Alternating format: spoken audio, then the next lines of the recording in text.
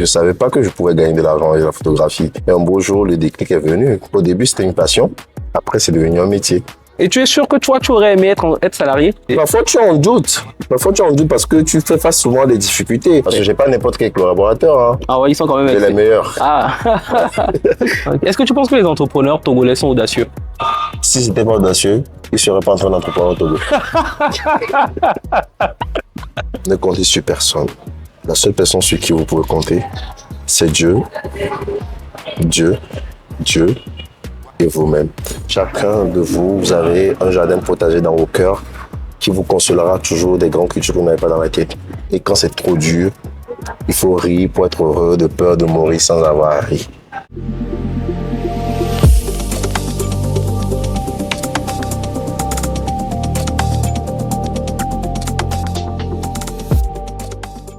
Bonjour tout le monde, j'espère que vous vous portez bien. Ici Pierre-Damien Fougou de Fougou Art Oratoire.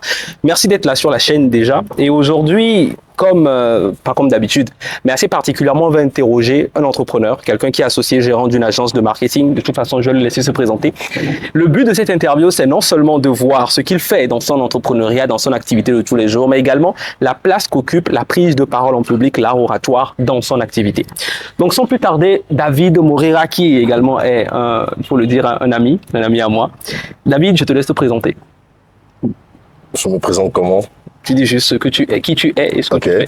D'accord. Ben, moi, c'est David, comme tu le sais, David Moreira. Et je suis associé gérant d'une agence créative et de production d'audiovisuel, tout simplement. Ok, parfait. Voilà. Par rapport à ton parcours, dis-moi, qu'est-ce que tu faisais avant de monter ton entreprise?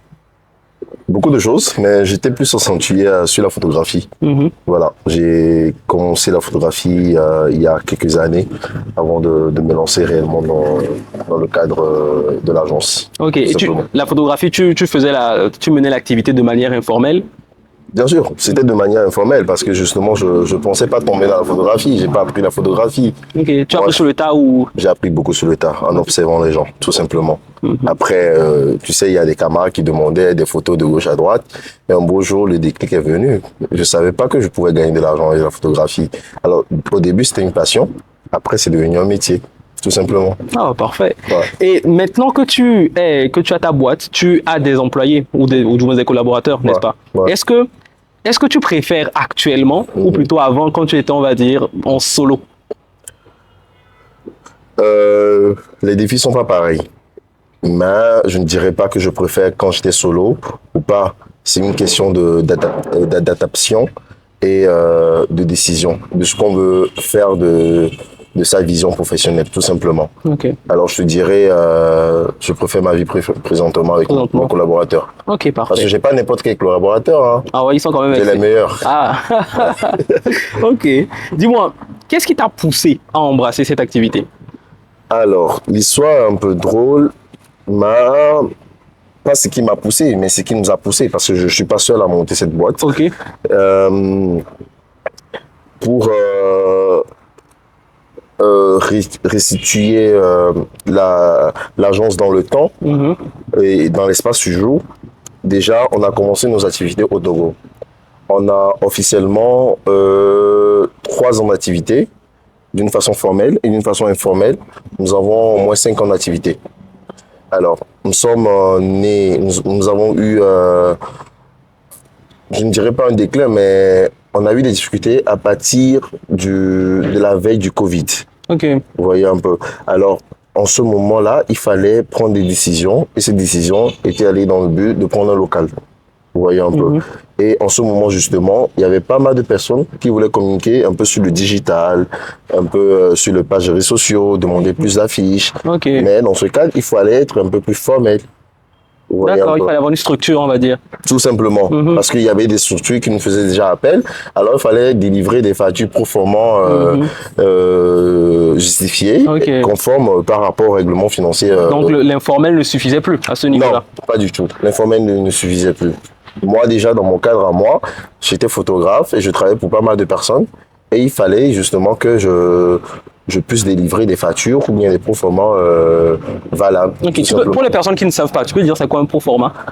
Un proforma, c'est l'idée en général que tu as qui peut capitaliser ton savoir-faire sur un service qu'on te demande. Ok. Alors aujourd'hui, on te demande, je prends un exemple banal, vous êtes journaliste peut-être par exemple, vous devez interviewer des gens.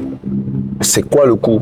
Quelles sont vos appréhensions approximatives de coûts sur le projet? Alors, vous délivrez, vous montrez au client, justement, voici les dépenses à faire avant qu'on passe à la validation et à l'exécution du marché, tout simplement. D'accord. Oui. Ok, ça marche. En tout cas, c'est intéressant. Et dis-moi, où est-ce que tu déploies tes activités? Bon, je vais dire vous, peut-être, parce que tu m'as dit que tu travailles, tu es associé gens, donc tu travailles avec quelqu'un également. Oui. Où est-ce que vous déployez vos activités? Alors, de 2019 en 2021, nous avons plus mené nos activités au Togo. Et de fin 2021 jusqu'au nos jours, nous avons déployé nos activités aussi au Niger. Au Niger? Oui. Ok. Ah, c'est particulier quand même. Oui, au Niger aussi. Et il y a de la demande au Niger? La demande n'existe pas tout. Ok. Tout dépend de la manière que tu vends. La demande n'est pas tout. Tout Bien dépend dit. de la manière que tu vends, c'est tout. Voilà. Ok. Ça marche. Tu es implanté au Togo et au Niger. Oui. Est-ce qu'il y a des défis particuliers de Oui. par de par ton implantation, on va dire, ici sur le continent africain? Des défis de quel genre? Dans ton activité entrepreneuriale, alors il y a des personnes qui vont, tu sais, il y a beaucoup de gens qui veulent aussi investir en Afrique ou lancer leur entreprise, mais il y en a qui disent que voilà, le terrain n'est pas forcément fertile par rapport à ça, ou il y a des idées reçues, en fait, des préjugés, des idées reçues, en disant que par rapport à l'activité, ça peut être beaucoup plus compliqué que qu'une autre activité. Alors c'est vrai, mais toi, dans ton activité particulière, est-ce que tu as relevé certains défis qui sont vraiment inhérents on va dire à l'Afrique, au Togo?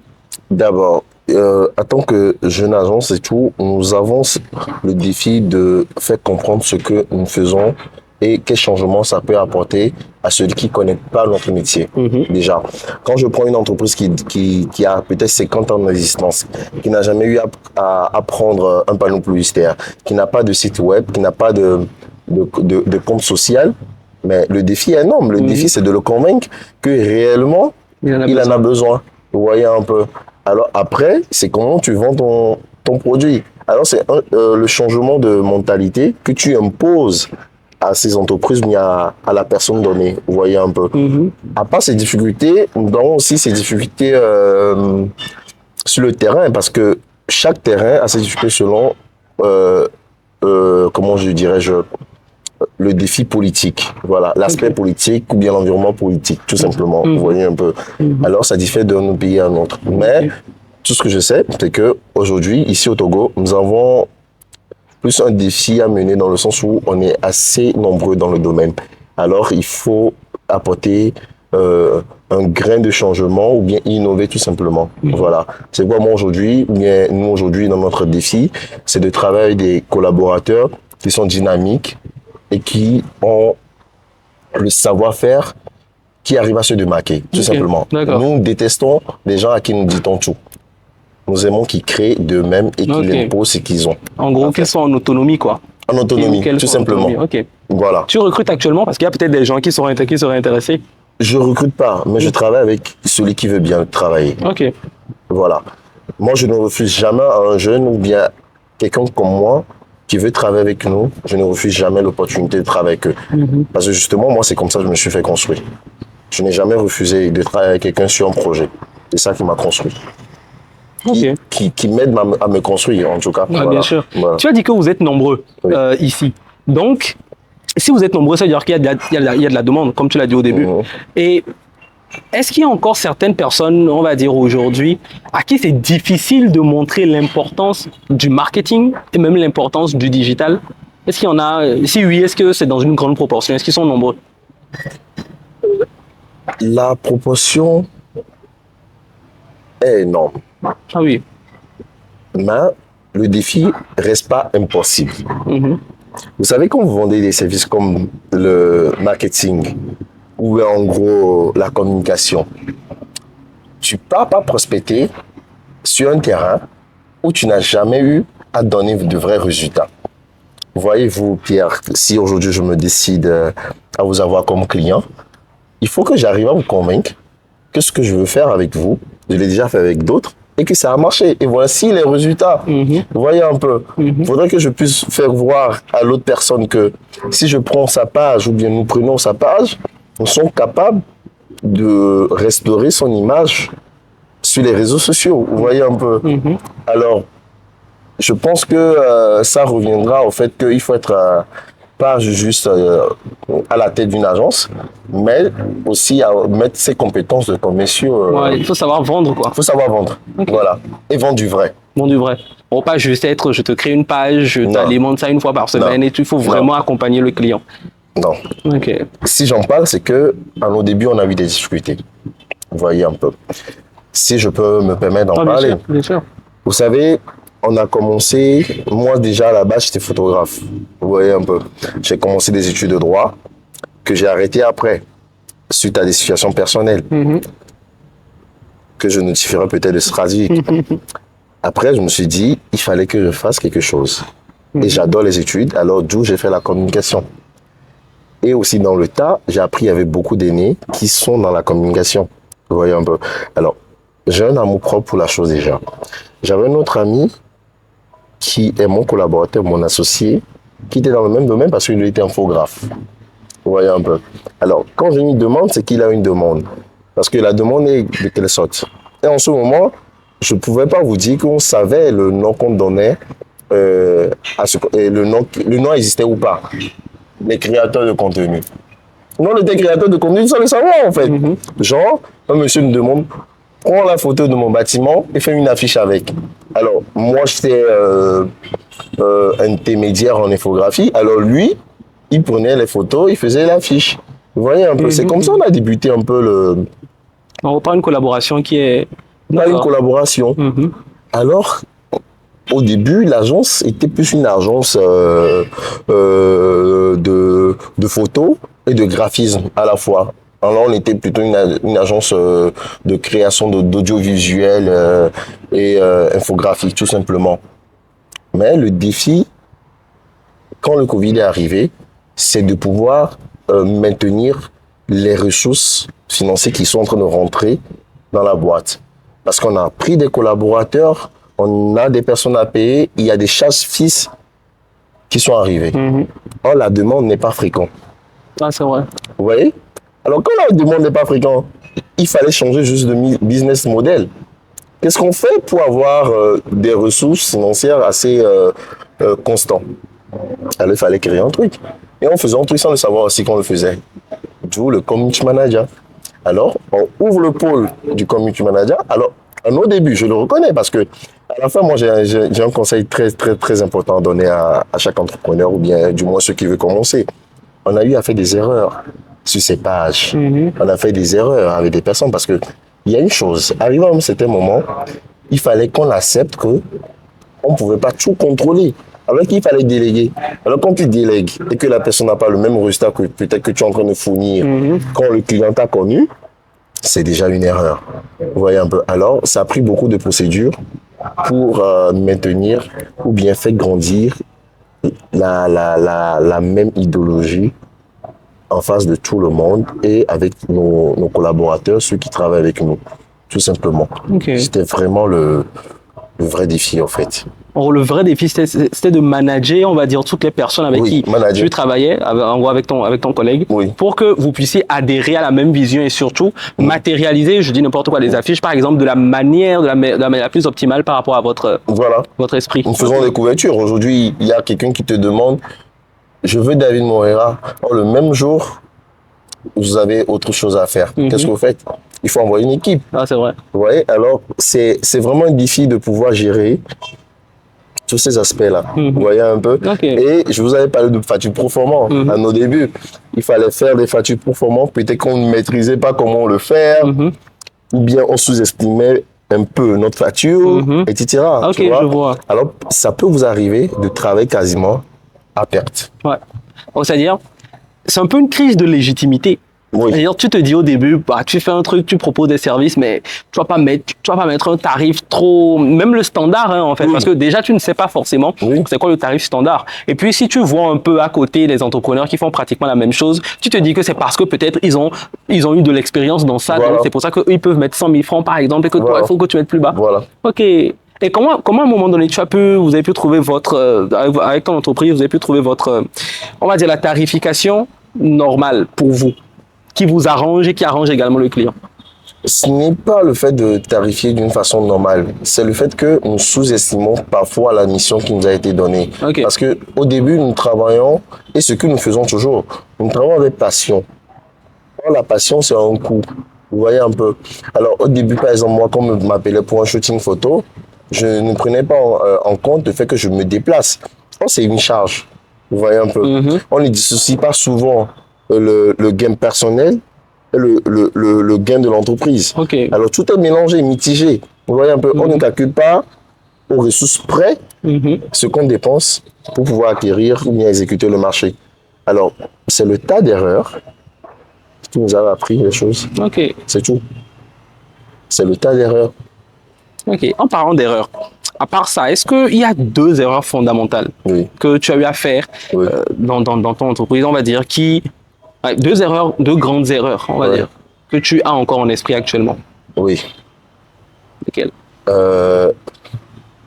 Ça me fait rire d'en parler, mais on a ce problème, nous les jeunes. Surtout nous les jeunes Togolais, moi je pense, à mon humble avis. On aime aller trop vite. On aime les grandes choses. On veut vite réussir. Ça, c'est la toute première erreur que je pense qu'on a eu à faire ou bien que j'ai eu à faire. Deuxième erreur, c'est de penser que j'ai fait l'erreur de penser ainsi. C'est des erreurs assez légitimes. La deuxième erreur, c'est philosophique. Et jusque-là, j'essaie de voir, Ouais. de penser que tu as fait l'erreur de penser la première erreur. Oui. C'est ça?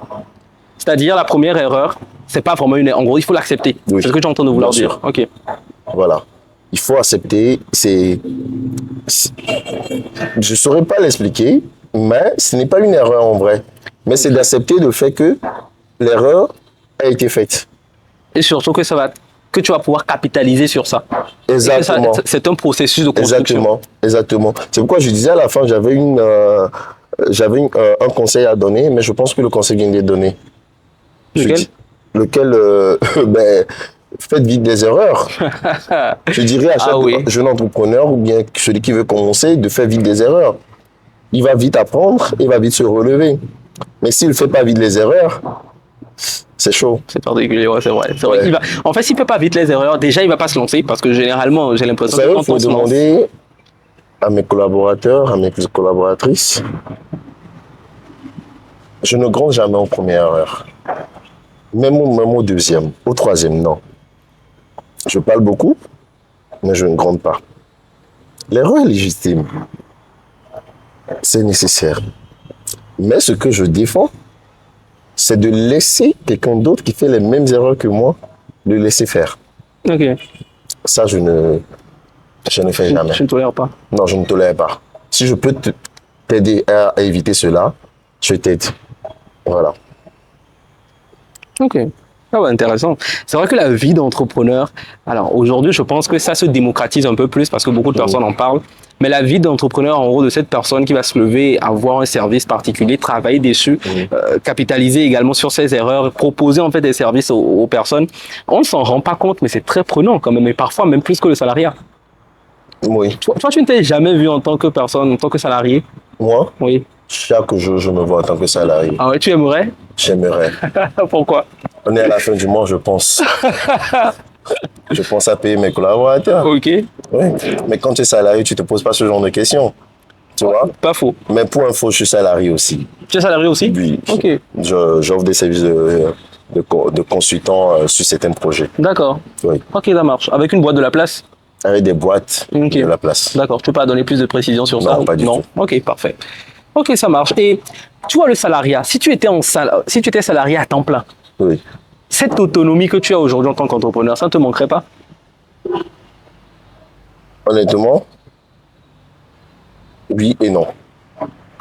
ça ça ne va pas me manquer dans le sens où j'aurai pas de problème à payer les gens à la fin du mois. L'argent, hein? Voilà, l'argent. Mais ça me manquerait dans le sens où je suis un historien. Je ne peux pas rester sur place. Mon directeur de ma boîte risquerait de me voir un jour travailler chez lui dans son bureau. Je ne peux pas rester dans mon bureau.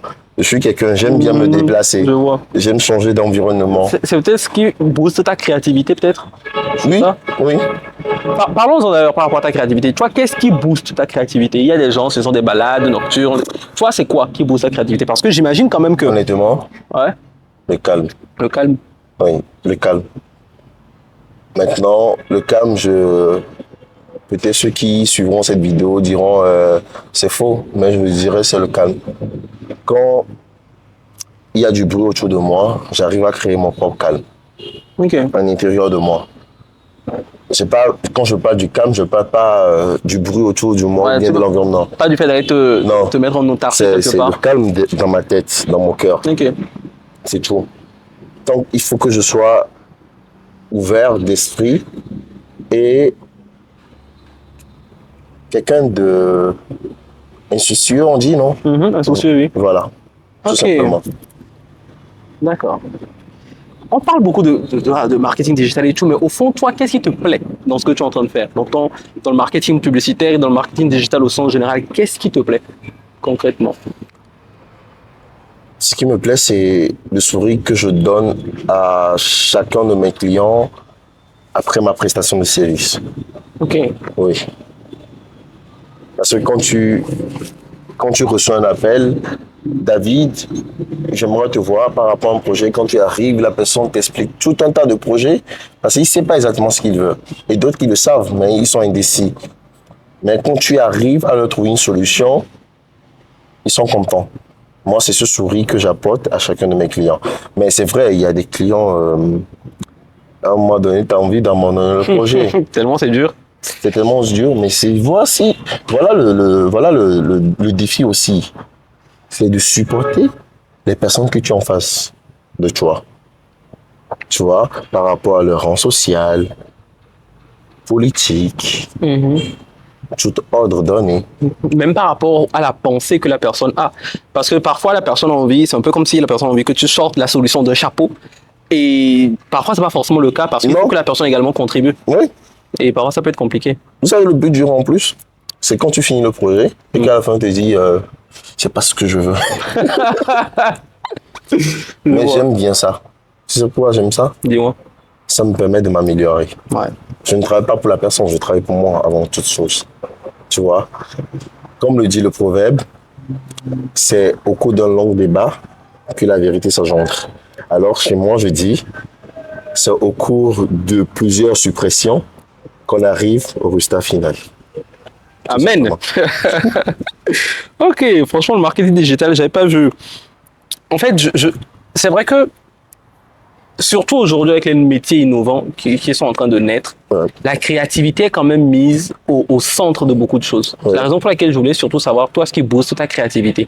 Parce que sans créativité aujourd'hui, on se met, je dis n'importe quoi, des affiches par exemple, Oui. pour en fonction de l'entreprise, de sa structure, de ce qu'elle fait, de ce qu'elle veut, de son esprit, tu vas également concocter, on va dire, une affiche par rapport à ça. Mhm. Donc c'est la raison pour laquelle aujourd'hui, je pense que par rapport à ce que tu as eu à dire, le fait de relever les défis, d'accepter de faire des erreurs, de toujours aller en avant, mais surtout de travailler, comme tu l'as très bien dit, pour toi, mais pas pour l'autre, Mhm. ça fait que le résultat que tu donnes, in fine, c'est un résultat qui te plaît. Et parce que ça te plaît, tu mets tous les moyens en œuvre pour que ça plaise également aux clients. Oui. Franchement, je pense que c'est fort, sincèrement. Et tu es sûr que toi, tu aurais aimé être salarié? Parce que quand tu es salarié... Oui, parfois tu en doutes. Parfois tu en doutes parce que tu fais face souvent à des difficultés. Mhm. Quand tu exécutes un projet que tu as préfinancé avec ta boîte et que le paiement n'arrive pas vite, Ouais. tu penses aux dépenses, tu penses à tout, ou bien quand un client te réveille à 2 heures du matin, Ouais. tu n'as quasiment plus une vie à toi, Ouais. mais tu as une vie pour ton entreprise. Ouais. Oui, oui, parfois Donc- tu as envie d'être salarié. C'est-à-dire, c'est principalement à cause de l'argent. Bon, quand je dis l'argent, c'est pas... non, je dirais pas l'argent, mais je dirais à des pressions canalisées que tu sais Ok. au prime abord. Parce que quand tu es employé dans une boîte, du moins c'est une boîte normale, tu sais ta mission dans la boîte. Il suffit de remplir ta mission et tu as ton gain à la fin du mois. La société a des difficultés ou pas, toi tu auras ton gain. C'est vrai que, c'est pourquoi j'insiste, Ça dépend de la boîte. ça dépend de la boîte. Il y a des boîtes, il y a des retards de paiement, etc. Mais il y a plus de stress quand tu es le big boss Ouais. et quand tu ne l'es pas, tout simplement. Ouais. Le seul stress que l'employé ou bien le collaborateur a, c'est le fait qu'il doit exécuter sa mission dans un timing où parfois il y a des imprévus. Vous voyez un peu. Je peux comprendre, mais tu sais, le big boss, il fait face à plusieurs défis auxquels il ne s'attendait pas. Lesquels, par exemple? Lesquels t'ont le plus marqué? C'est sûr qu'il y en a plusieurs, mais lesquels t'ont le plus marqué?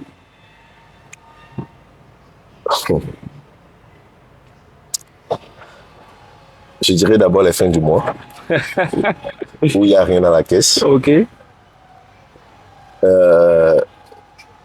Un jour, on travaille aussi avec des agences. Et une agence m'a appelé et me dit la mission qu'on vous a confiée a échoué parce que justement le drone que vous avez déployé sur le terrain est tombé dans le Caire du port autonome de Lomé.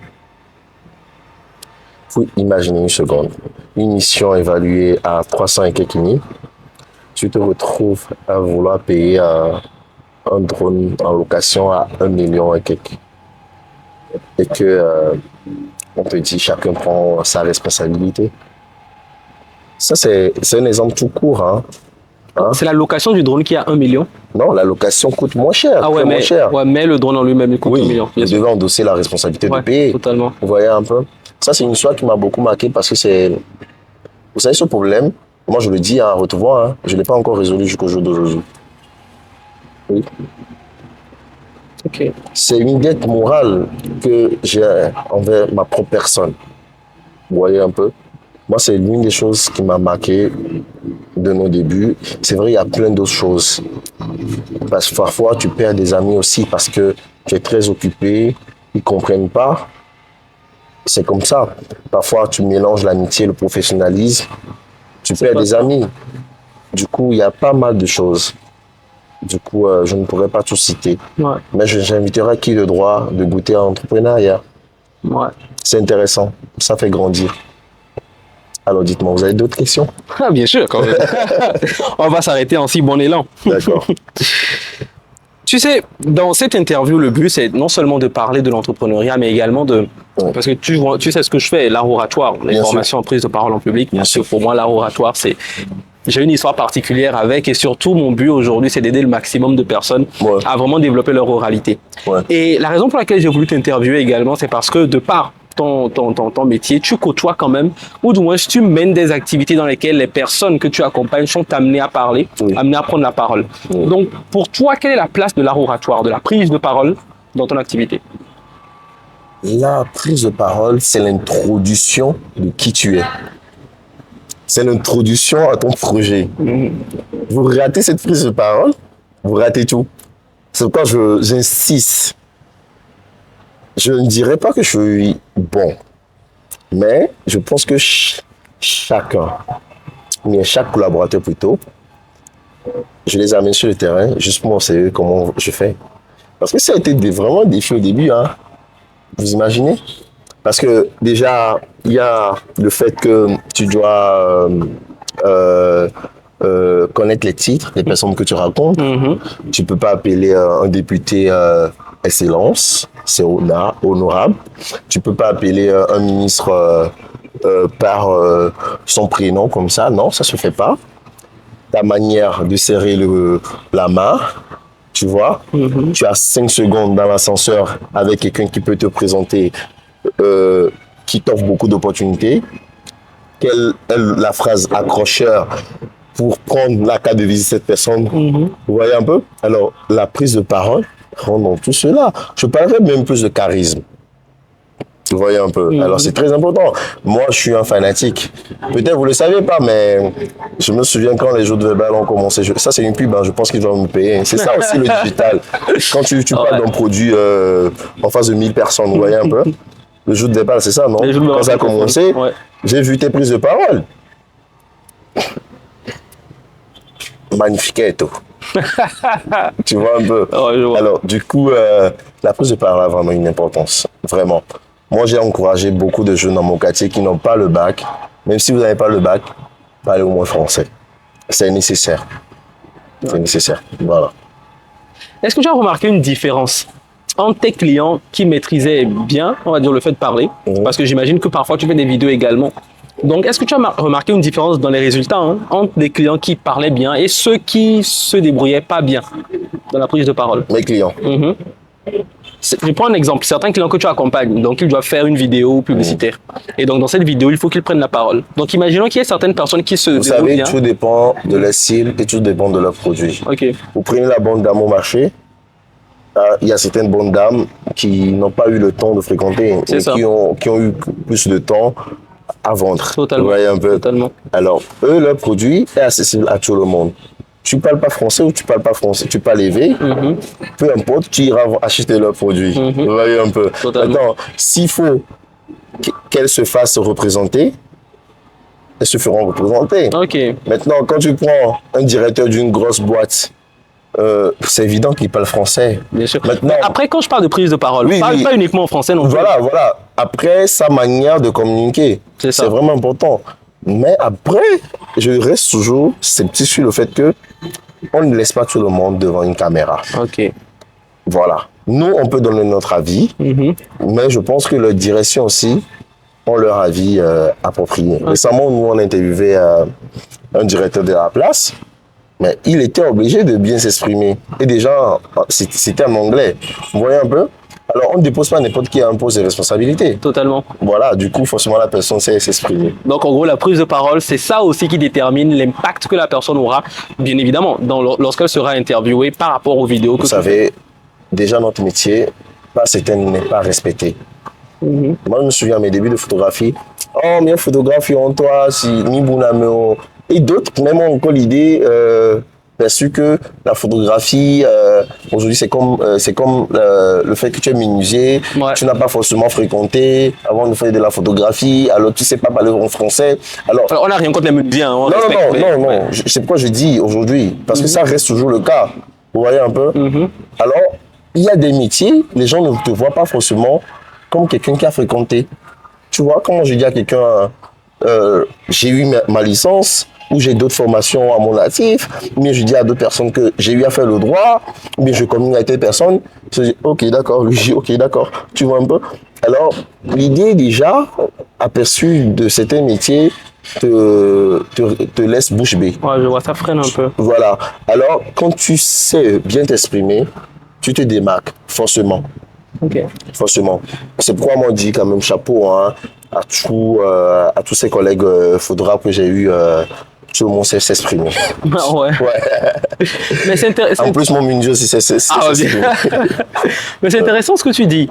Même par rapport aux menuisiers, c'est-à-dire même les personnes du secteur informel. C'est pour ça que j'ai voulu préciser par rapport à la prise de parole. C'est pas uniquement en français. Il y a des gens en EV. Moi, je suis arrivé. Quand je suis arrivé, il y a des gens, ils m'ont pris en EV. Ils ont tellement bien vendu la chose. Parce que le but, c'est d'être audible, de se faire comprendre et que ton produit en tout cas puisse être vendu de la meilleure manière possible. Tu viens de dire de se faire comprendre. Tu vois, tu as un rendez-vous avec un directeur de boîte qui a à peine 5 minutes pour toi. Tu dois exposer ton truc le plus rapidement possible. Et donc, pour lui donner la chance de comprendre. C'est ça. Sinon, c'est cuit quand c'est mort. C'est mort. Moi, j'ai gagné des marchés, des opportunités parce que j'ai su placer les bons mots au bon moment. Parle-nous-en d'ailleurs. 2 expériences, on va dire, où la prise de parole pour toi a été déterminante. Où tu as réussi à utiliser les mots. Honnêtement, plusieurs. Plusieurs. Je ne peux pas les citer. Ok. On va prendre juste 2 exemples. C'est une grande dame de la place. Et j'ai toujours voulu connaître cette dame. Et il faut dire que pour l'approcher, je discutais d'une façon assez particulière le jour-là. pas la tonalité de ma voix et pas me dire. Son regard s'est porté vers moi. Et elle a demandé qu'est-ce que ce monsieur est en train de dire là-bas. Alors, il fallait faire une transition vers elle en même temps. La transition, ne vous méprenez pas. Je faisais que des qualifications sur votre personne. Et là, je lui ai arraché un sourire. Et c'est tout. L'introduction est posée. Et ça m'a donné des opportunités. Du moins, pour la connaître, quand tu voyais un peu. Après, je ne peux pas vous donner beaucoup d'exemples, hein, honnêtement. Moi, ce n'est pas forcément la prise de parole qui m'a créé des occasions. C'est l'audace. C'est l'audace, ouais. Je suis quelqu'un d'audacieux. J'encourage tout le monde à être audacieux. J'encourage quelqu'un à frapper la vitre d'un parfum inconnu au feu rouge. Il dit, monsieur, vous avez, vous avez une jolie cravate, votre chemise est très jolie. Et paf, d'où la discussion commence. C'est tout. Il a 10 secondes au feu rouge. Ah, moi, c'est tant, je fais tant. Pourquoi je prends votre carte? Je pourrais notamment vous proposer un service, c'est tout. C'est l'audace. Il faut être audacieux. La prise de parole, ou bien le fait que tu dois être charismatique, s'accompagne de l'audace. Bien sûr. Tu peux bien parler plus que tout le monde, avoir le plus beau, le parfum qui sent le mieux au monde, avoir une démarche très appropriée, mais tu n'es pas audacieux, ça ne sert à rien. Parce que tu ne pourras jamais aller au-devant des personnes là. Et des opportunités. Oui. Tu sais bien parler, mais tu es dans l'ascenseur. L'ascenseur à cause dans 5 secondes. Qu'est-ce que tu dis? C'est l'audace. Ouais. Vous voyez un peu? Est-ce que tu penses que les entrepreneurs togolais sont audacieux? Si c'était pas audacieux, ils ne seraient pas en train d'entreprendre au Togo. C'est bon. Je pense que ce sera la phrase principale de l'interview. Ouais. Ah ouais. S'ils ne sont pas audacieux, ils ne seraient pas en train d'entreprendre au Togo. Vous savez, nous avons l'environnement sociopolitique qui nous prépare déjà à certaines sortes de difficultés. Vous voyez un peu. L'entrepreneur togolais a la chance d'avoir un climat paisible. Et ça, franchement, chapeau à nos gouvernants. Chapeau. On a un climat paisible qui nous permet de mener à bien notre activité. Après, nous avons chacun de nous des difficultés vis-à-vis des clients qu'on a en face de nous ou bien les différents défis que nous avions. Vous voyez un peu. Mais ça reste pas facile. C'est dur, ces défis-là. Vous voyez un peu que même nos gouvernants ne peuvent pas aujourd'hui contrôler. Plus tard, et je sais que cette démarche est en train de se faire, vous voyez un peu, si peut-être la campagne aujourd'hui qui se fait aujourd'hui d'encourager les gens du secteur informel à aller vers le formel, tout ce qui se fait en termes de conférences pour inculquer l'idée aux gens, et c'était peut-être il y a 20 ans communiquer un peu plus dessus, c'est qu'en 2018, j'aurais connu mes difficultés d'hier, là, tout simplement, peut-être un peu plus loin derrière, qu'aujourd'hui, je n'aurais pas parlé de difficultés. Ouais. Le secteur formel est mieux que l'informel. Ça te met sur les rails, ça te crée une sorte de discipline. Vous voyez un peu. C'est tout simplement ça. Alors l'entrepreneur togolais, il est audacieux. Il est très audacieux. Il faut les applaudir. Hein. Ah ouais, franchement. Franchement, donc en gros, mener une activité ici, nous regarde, comme tu l'as dit, des défis sociaux, des défis même sociaux, hein, très simplement, c'est quand même... Il faut le faire, quoi. Sinon, parce que ce que tu dis, ce n'est pas faux, hein, parce qu'aujourd'hui, il y a beaucoup de personnes, on va dire, qui cherchent le salariat, mais même le salariat, il faut de l'audace ici, en vrai. Oui. En fait, on dirait que toutes les activités, en tout cas, il faut de l'audace. Vous savez, je dis, moi, bizarrement, j'ai fait beaucoup de pays africains, et à l'extérieur, le Togolais apprécié. Vous savez pourquoi? Dis-moi. Quand tu as la chance, ici au Togo, l'exemple est palpable, je ne dis pas c'est une réalité, de préparer ta pâte, hein, la pâte qu'on mange généralement, sur du feu, et que tu vas à l'extérieur, on te demande de le préparer sur une machine ou bien ta gazinière. Le truc le plus difficile, c'est où? C'est quand tu allumes le feu. Mon pays m'a déjà préparé à cela, tu vois. Mon pays n'aime pas... Ne te t'offre pas le verre d'eau sur un plateau d'or. Hein. Non. Il dit, le verre d'eau c'est ça, l'eau c'est là-bas, va chercher.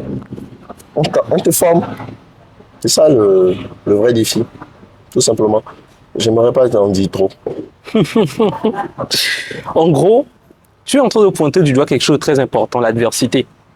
le fait que les entrepreneurs ici soient dans l'adversité assez régulièrement, en tout cas, ça fait que déjà l'internationalisme, ils réussissent à se démarquer. Et en plus, ça leur donne un caractère qui est assez ferme et surtout, voilà, et de l'élan dans leur activité. C'est vrai que c'est très important ce que tu dis parce que tu sais, généralement, on se dit, tu vois, l'entrepreneuriat. Une des choses que les gens aiment dans l'entrepreneuriat, notamment, c'est je serai mon propre patron. Ça se dit beaucoup. Donc, c'est-à-dire que je gère les choses de la manière dont je veux. À cause du digital, je suis obligé de reprendre un message très important. C'est ma priorité. Oh, allez-y. Ah bah bien sûr. Donc, en gros, comme je disais, par rapport à ça, par rapport au fait d'être son propre patron, et donc il y a des personnes qui très simplement se disent que l'entrepreneuriat, c'est un peu de l'eau.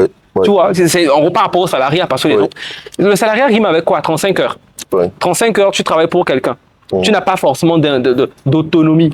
Et tu travailles pour quelqu'un, les gens le voient comme un défi quasi insurmontable et préfèrent donc se mettre à leur compte. Et donc, ce que tu viens de nous relever, c'est que l'entrepreneuriat a des défis qui sont extrêmement importants, même beaucoup plus que le salariat. Mais si on le fait derrière, il y a cette faculté beaucoup plus grande de profiter de sa passion, comme tu le dis. Tu vois.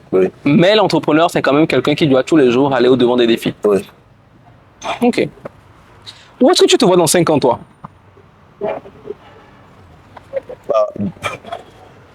Est-ce que c'est uniquement l'entrepreneuriat, ce que tu fais, que tu as envie de faire jusqu'à ad vitam aeternam? Je vais m'ennuyer. Tu vas t'ennuyer, ok. Ouais. Peut-être avoir plus de responsabilités.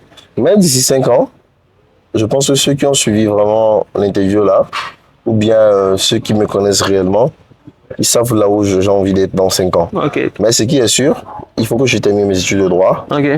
Bon, c'est pas un projet abandonné, quoi. Ouais, c'est un projet abandonné, comme je te l'avais dit. Mais tu vas quand même revenir. Oui. Tu n'as pas abandonné totalement. Non, j'adore le droit. Je travaille avec beaucoup de juristes, j'ai plein d'amis juristes. Du coup, à chaque moment, je pense à ça. Bien sûr. Voilà. C'est ça mon défaut aussi. Hein. J'ai envie de faire beaucoup de choses. Et je sais faire beaucoup de choses. C'est un défaut? C'est un défaut, oui. C'est un défaut. Ça ne te permet pas de te canaliser. Moi, c'est... Généralement, on m'a toujours dit... je ne suis pas canalisé, que je m'évade assez beaucoup. Ce n'est pas de ma faute, c'est de ma nature. Tu vois, je ne dirais pas réellement pour moi c'est un défaut, mais c'est une chance aussi. Alors c'est à moi de choisir ma pièce à moi. Personnellement, je pense pas, parce que ça fait vraiment écho. Moi, le premier, moi, me dit ça à plusieurs reprises, parce que je fais une thèse, mais à côté, je fais du stand-up, à côté, je fais de l'oratoire, je fais de la danse. Tu vois un peu. Je comprends. D'autres personnes te voient comme si tu n'es pas vraiment focus. Voilà. Mais en réalité, c'est que moi, j'ai un temps pour toutes les choses que je suis en train de faire. Tu as raison. Tu vois. Je pense que c'est ça qu'il faut dire. Moi, je quitte le bureau à 4 h du matin. Oui. Maximum, c'est 4-5 heures. Or, de 21 h à 23 h, je m'adonne à ma passion. Je ne le dirai pas. Ok. Mais en gros, tu t'organises. C'est ça, c'est ça que tu es en train de dire. Vous connaissez Bernard Tapie? Ouais. Je l'aime beaucoup. Parce que? Il ne s'est pas ennuyé dans sa vie. Il a eu la chance de faire tout ce qu'il veut. Il a eu la chance d'être entrepreneur, musicien, même photographe, je pense. Moi, je ne le connais pas personnellement, je vois un peu vite fait le nom. Mais... Ok, je vais faire des recherches après sur lui. Vous voyez, il n'a pas eu qu'à faire ça. Il a eu à beaucoup faire. Du coup, il a fini sa carrière en tant que politicien. Ok. Tu vois? Ça donne un peu des idées sur ce que tu veux faire? Je sais pas. Ok. Ok, mais c'est bien. Mais ok, en gros, tu te laisses vraiment le temps et l'opportunité de faire ce dont tu as envie. Oui. Mais il faut de l'organisation pour ça. Oui. Pour ne pas être frustré après, pour ne pas te dire qu'il y a quelque chose qui prend la plupart des créatifs ne sont pas organisés. Hein. Ouais. On va sur le tas. Ouais. Mais c'est comme ça aussi que tu te forges, en vrai. Oui, vraiment. Ouais. Ok. Est-ce que toi, tu as peur par rapport à ChatGPT et ton activité? Non, je n'ai pas peur. Du tout? Non. Parce que mon activité, c'est une activité qui me demande d'être humain. Mon activité, c'est un truc qui me demande de comprendre la personne que j'ai en face de moi. Le logiciel n'a pas de sentiment. Vous voyez un peu? Quand vous prenez une photo, par exemple, et que vous demandez à l'autre telle manière, soyez comme ça, riez, souriez, vous voyez, soyez triste. C'est pas des trucs que l'ordinateur pourrait dire ou bien pourrait faire. Vous voyez un peu? Pourrait détecter tout simplement. Alors, tout ce qui est intelligence artificielle, non, j'ai pas peur. L'humain garde toujours sa place, Bien sûr. bien sûr. Tu t'en sers, est-ce que tu penses que tu t'en sers ou tu t'en serviras d'une certaine manière dans Oui, pour me faciliter certaines choses. Mhm. Mais il y a des choses obligatoirement que je ferai moi-même. toi-même, moi, bien sûr. Voilà, Ouais. quand je vois quelqu'un, l'autre fois j'ai remarqué quelqu'un, il a pris Midjourney, je pense, c'est ça? Mid-journey, oui. Yeah. Pour créer une autre photo professionnelle sur son CV. Moi, personnellement, je te vire. Je te prends même pas. C'est vrai, tu es intelligent, mais après, le côté où j'ai envie que tu déploies l'activité d'une façon donnée que on ressente l'utilité de l'être humain, tu l'as pas fait. D'où tu respectes pas certaines choses. Ouais. Tu vois, c'est les mêmes difficultés aussi. Quand, à tes débuts, quand tu prends ta caméra, tu fais une photo d'une personne, la personne te dit, oh, tu sais, moi, j'ai mon Samsung, j'ai mon iPhone, je fais de belles photos. It's not the same thing. Yes. You know? Mhm. Tu comprends? Mhm. C'est tout. Moi, j'ai confiance à l'être humain. J'ai pas confiance aux ordinateurs. Et tu sais que le travail humain, l'inventivité, ça sera toujours requis. Ok. Regarde, les Blancs aujourd'hui ont la possibilité de polir des tables avec des machines. Mhm. Mais quand ils le font, la table coûte combien? Très moins cher. Mais l'argument qui te met devant, quand il veut vendre un produit cher, il te dit c'est fait à la main. C'est pourquoi je ne négocie pas aussi quand il faut payer des trucs artisanaux, tout ça. Mhm. C'est fait à la main, c'est l'originalité de la chose. Tu respectes le travail de l'artisan, quoi. Voilà, ça vient de là, ça vient du sang, ça vient de beaucoup de choses. L'ordinateur, c'est quoi? C'est juste une tension électrique qui passe par des fils et tout, et des algorithmes. C'est vrai, ces algorithmes sont créés par l'être humain, mais quel être humain? Comment ça, quel être humain? Plusieurs personnes, mais qui ne me ressemblent pas, qui connaissent pas mon client. C'est moi qui ai eu à discuter avec mon client. Eux n'ont pas discuté avec mon client. Maintenant, même si mon client va sur le même logiciel et fait ses demandes, il n'aura pas le même résultat que l'être humain. Ouais. Ok. Voilà. C'est bien de voir quelqu'un qui a tant confiance. Qui a tant confiance, ce sont les affaires. Si tu veux décrocher, t'inquiète. Hein. Si ce sont les affaires et que c'est important. C'est les affaires. Donc, voir que je te fasse perdre un contrat de. Pourquoi pas? Non, vas-y, décroche. Ça, c'est ma big boss. Ok, C'est vas-y. qui est ma big boss? Non. C'est ma mère. Allô? D'ailleurs, je me rends compte qu'il y a une chose qu'on n'a pas abordée. Oui. Tu vois, ton agence, c'est. Tu peux me donner le nom de ton agence? Rough Group. Rough Group. Est-ce que tu peux expliquer c'est quoi Rough Group? Et pourquoi ce nom? Vous savez, pour noter une chose aussi, à la base, on ne s'appelait pas Rough Group. Ah ouais. On s'appelait Rough. Rough. Comment tu écrivais? Je pense que j'ai oublié la vraie prononciation. C'est en allemand déjà. Et qui veut dire espoir. Vous voyez un peu. Alors, l'histoire autour, c'est que j'avais une philosophie ou bien une citation éternelle que j'employais tout le temps, demain sera beau. Et mon associé avait une marque d'habits aussi, tu vois, qui était dans le sens aussi de la joie et de l'espoir. Alors, on cherchait un mot pour se démarquer tout simplement, un peu, hein, tout simplement. Alors, pousser la curiosité humaine à me demander que veut dire ça, pourquoi ça, vous voyez un peu, ça ok, c'est je vois une un sorte peu. de stratégie Ah, tout bien sûr, simplement. c'est aussi. Ouais, Alors, ça à suscite l'intérêt. l'enregistrement, on a eu le problème où il y avait quelqu'un qui a déjà ce nom. Ok. Du coup, sur la moto, j'étais en moto même le jour-là pour aller à un rendez-vous. J'ai dit, j'ai pas envie de changer de nom parce que justement, on avait déjà nos pages réseaux sociaux, on avait tout. Vous voyez un peu. Alors, changer de nom, prendre un autre nom n'était pas envisageable. Alors, au lieu de continuer avec le même nom, on a choisi plutôt le verbe au lieu du nom. Le verbe qui est Roughen. Ok. Roughen Group. Roughen qui veut dire espérer. Ich hoffe. Ok. Tu as fait de l'allemand? Ja. Ah, ok. Ich spreche nicht gut Deutsch. Ah, gut. Ich gehe ins Kino, c'est ce que je peux te dire. Je vois. Le crocodile Botswana, si je me Bien trompe sûr, pas. bien sûr. Ok. Bien sûr. Ok, intéressant. En gros, donc, il y a toute une histoire, quoi. Oui. L'espérance, c'est quelque chose, tu penses, dans ton activité entrepreneuriale qui t'a aidé? C'est-à-dire? Est-ce que le fait d'espérer, d'avoir, en gros, de savoir ou de te dire, de te convaincre que demain sera beau, ça t'a aidé? Aujourd'hui, je ne dis plus ça. Parce qu'aujourd'hui, déjà beau. J'espère à de meilleurs résultats. C'est un défi propre à nous et des engagements qu'on prend en face des clients. Ok. Dans notre plaquette, il y a nos buts et nos objectifs qu'on récite en termes de principes ou bien de charte, comment je dirais, En gros, la charte de ton entreprise, quoi. voilà. Viser juste et s'attendre mieux que le résultat qu'on vous apprend. Ok. Vous voyez? Alors pour nous aujourd'hui, espérer, c'est espérer mieux que ce qu'on vous a offert comme service aujourd'hui. Ok. Une sorte d'amélioration. Si vous venez nous voir lundi, quand on exécute une mission pour vous le mercredi, sachez que pour la même mission qu'on doit exécuter vendredi, c'est pas le même résultat. Ouais. Il faut qu'on se donne mieux que ce qu'on a donné hier. C'est dans ce sens, espérer, Rafon, tout simplement. Et aujourd'hui, il n'y a plus à faire de demain sera beau. Hein? Je vais vous donner un secret, je vais vous dire un secret. Quand je faisais, je préparais une de mes licences à Aegis. Oh Seigneur, je viens de faire encore une pub là. Ils doivent me payer eux. Hein.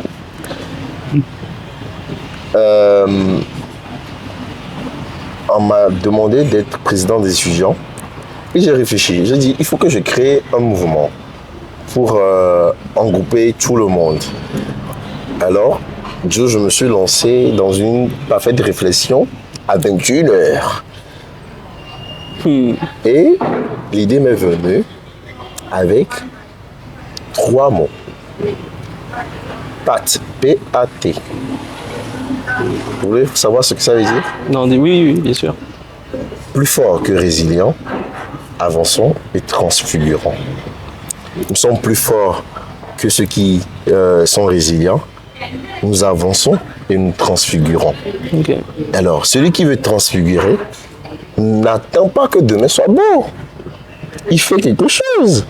Alors aujourd'hui, c'est plus demain sera beau. Oui, fera beau. Ouais. Pour demain, il faut qu'on commence aujourd'hui. Pour demain, il faut qu'on commence aujourd'hui. Alors si je veux que demain soit beau, c'est pas quelqu'un de le faire pour moi. C'est pas quelqu'un de le faire pour nous. Ouais. Vous voyez un peu? Il faut mettre les mains dans le cambouis. Exactement. Pour demain, commençons aujourd'hui. L'entrepreneur togolais doit comprendre aujourd'hui que c'est lui seul qui peut changer sa vie, qui peut changer l'évolution de son entreprise, pas quelqu'un d'autre. Et tout ça se fait grâce à la discipline, l'audace. Discipline et audace, intéressant. Oui, discipline et audace. Et ce mouvement, le PAT, le PAT, Oui. c'est devenu quelque chose après ou tu as fait quelque chose C'est avec? des projets futurs. Des projets futurs, ok. En tout cas, j'ai hâte de les voir, de les entendre après. On verra. Ok, On verra. intéressant. Le temps me dira. Je vois que tu gardes beaucoup le suspense, le mystère. Mais c'est bien aussi, de toute façon, je pense que c'est aussi Ce que l'entrepreneur m'a appris, Ouais. c'est la patience. la patience. Ok. Ne pas dévoiler ses cartes en même temps. Non, pas du tout. Moi, j'ai... Laissons continuer. Intéressant, franchement, j'en apprends beaucoup. Dis-moi, quel conseil actuellement, parce qu'on est en train d'arriver à la fin de l'interview, quel conseil tu pourrais donner à des entrepreneurs, à des personnes qui ont envie de se lancer dans l'entrepreneuriat, au Togo particulièrement? J'ai 3 conseils.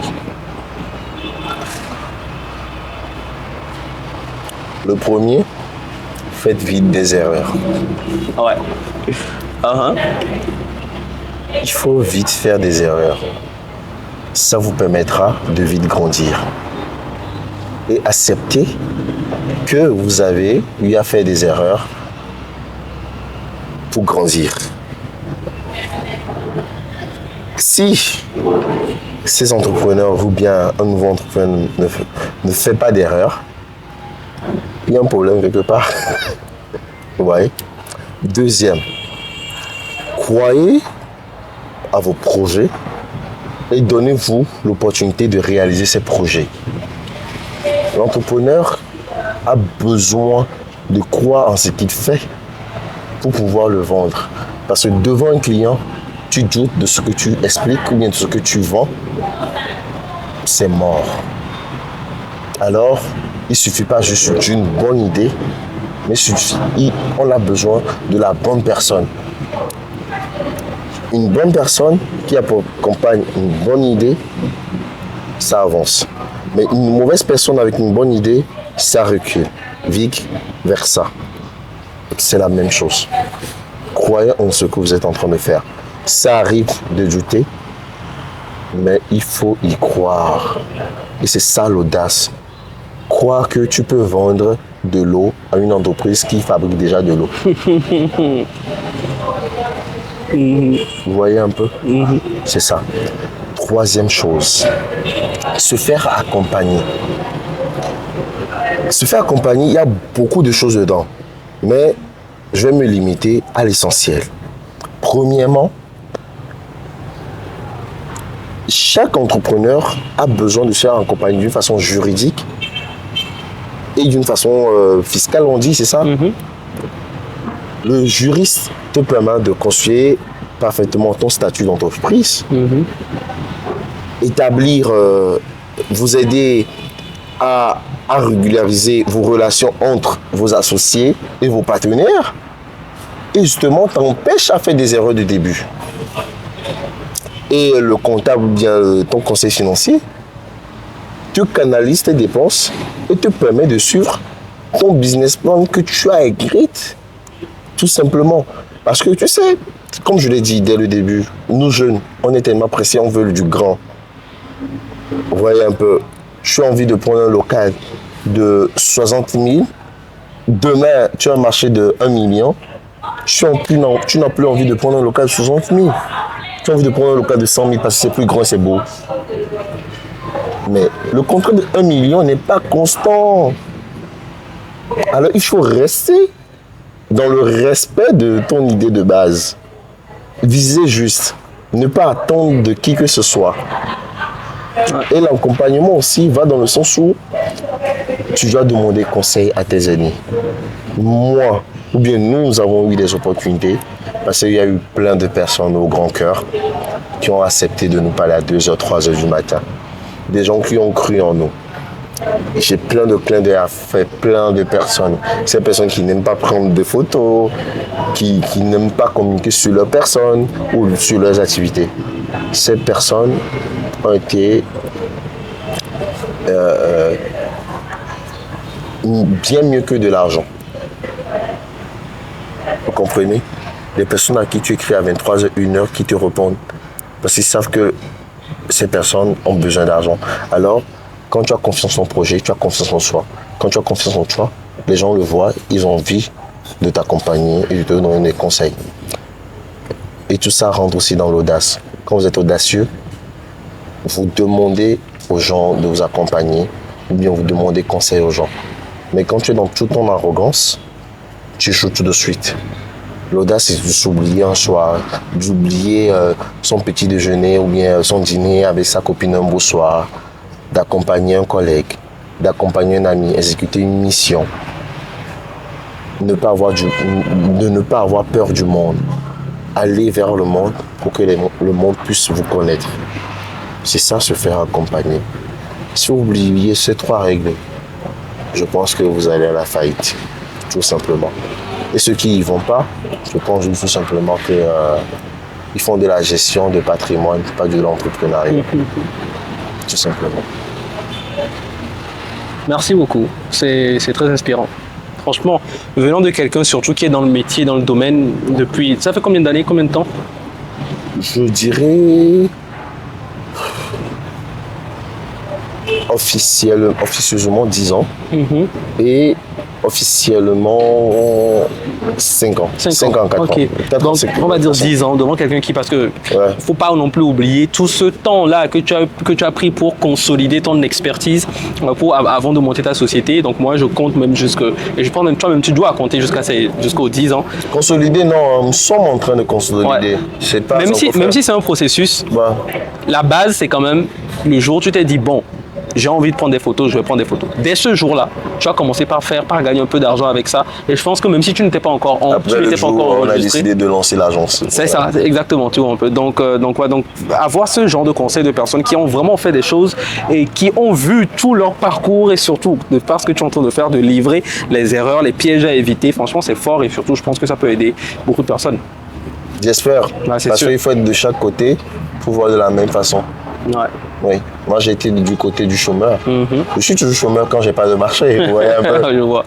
Et c'est la citation aussi de notre boîte. Hein. C'est notre slogan. Être de chaque côté et voir de la même façon. Refoule groupe au cœur de vos désirs. Ok, intéressant. Franchement. Ok. simplement. Est-ce que tu as un mot de fin pour clôturer cette interview? Ne comptez sur personne. La seule personne sur qui vous pouvez compter, c'est Dieu, Dieu, Dieu et vous-même. Le seul changement que vous pouvez apporter à votre environnement, ce n'est pas de commencer un truc, ce n'est pas de penser à un truc, mais c'est de prendre la décision de commencer. À partir d'une décision, à partir d'une idée, on accomplit tout ce qu'on veut. Et n'oubliez surtout pas que chacun de vous, vous avez un jardin potager dans vos cœurs qui vous consolera toujours des grandes cultures que vous n'avez pas dans la tête. Dans le sens où, par moments, on se sent pauvre dans certaines choses, mais il y a une chose que le jeune Togolais ou bien l'entrepreneur togolais ne doit jamais oublier, c'est que nous avons un cœur. Nous avons accepté d'exécuter des passions ou bien d'exécuter des marchés que réellement, financièrement, ne nous arrange pas, mais par passion et par amour du métier, par le fait qu'on a ce petit jardin potager dans nos cœurs, nous exécutons. N'oubliez jamais cela. Et quand c'est trop dur, il faut rire pour être heureux, de peur de mourir sans avoir à rire. Alors, riez, riez, riez, et pour que demain soit beau, commençons tous aujourd'hui. David Moreira. Merci David. Au bon plaisir. Alors, comment tu t'es senti? Bien. Je me suis débrouillé. Franchement, c'était impeccable.